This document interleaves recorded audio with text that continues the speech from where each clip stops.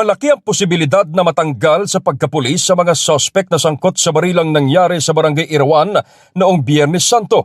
Ayon kay Police Captain Dem Jose Sabaluca ng PNP IAS, mabigat ang kasong isinampa nila laban sa mga pulis na sangkot sa krimeng nangyari noong Semana Santa.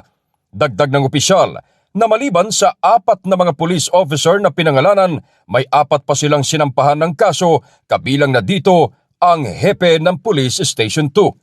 Kaugnay nito, patong-patong nagkaso ang kakaharapin ng mga akusado gaya ng kasong administratibo, neglect of duty, grave misconduct at iba pa dahil sa nangyaring insidente.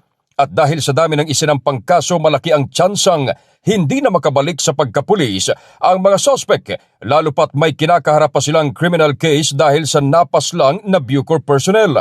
Samantala, tiniyak naman ng PNP IAS na wala silang sisinuhin at handang panagutin ng mga pulis na masasangkot sa ganitong klase o anumang klase ng krimen.